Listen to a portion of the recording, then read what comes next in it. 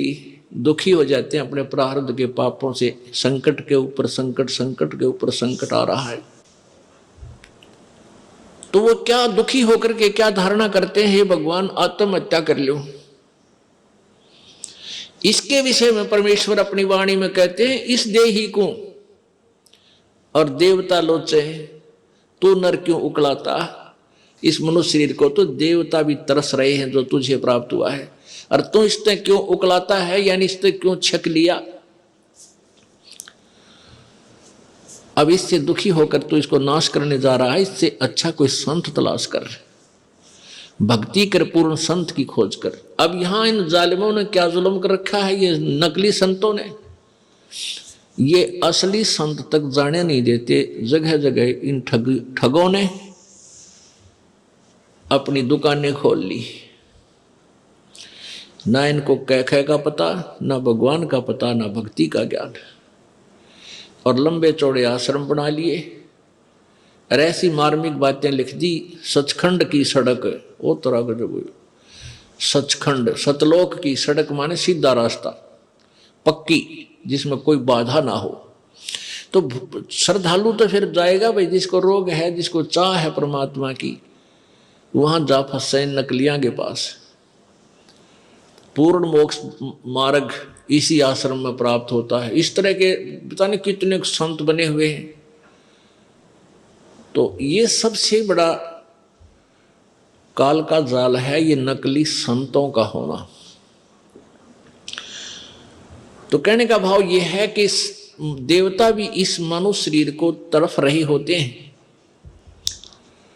कि कभी मानव शरीर मिले, पूर्ण संत खोज करूं और भक्ति करूं। जैसे आप हाथी को देखते हो, हाथी ऐसे सिर मारता चलता है। अब हाथी को नेक्स्ट जीवन, अगला जीवन दिखाई देता है कि इसके बाद मैं के बनूंगा, गधा बनूंगा या कुत्ता बनूंगा या सुअर बनूंगा या मानव बनूंगा। तो सिर मारता चलता है। किस समय सिर मारता है? जब वो पकड़ दिया जाता है, जब वो किसी मनुष्य के काबू आ जाता है, उसके ऊपर बैठ के इतना लंबा छुरा लेकर, अंकुश लेकर बैठ जाता है, उसका सीधा ठोकर जब बकवाद करे थे, तो तब वो सिर मारता चलता है। नो खड़ा खड़ा भी सिर मारता रहता है। अब वो ये सोचता है वह बड़ा फंसा, बहुत फंसा मैं, और जय इब का मनुष्य शरीर मिल गया तो पूर्ण संत की, पूर्ण परमात्मा की भक्ति करूंगा। पूर्ण संत की खोज करके और सही भक्ति करके अपना पीछा छुड़वाऊंगा। अब परमात्मा यहाँ क्या बताना चाहते हैं कि जो कुंजर सिर धुनत है, अगला जन्म सुझंत, इब कहेल नर करत सेव पूरे संत।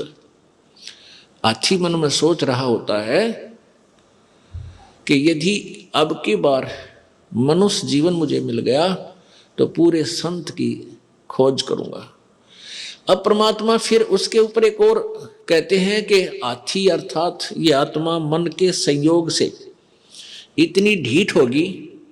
हाथी के विषय में कहते हैं कि हाथी तभी तक सिर पटक रहा है, धुन रहा है, जब तक यो बंद में आ गया और मनमानी इसको मस्ती नहीं कर पा रहा, इसलिए ये भगवान याद कर रहा है।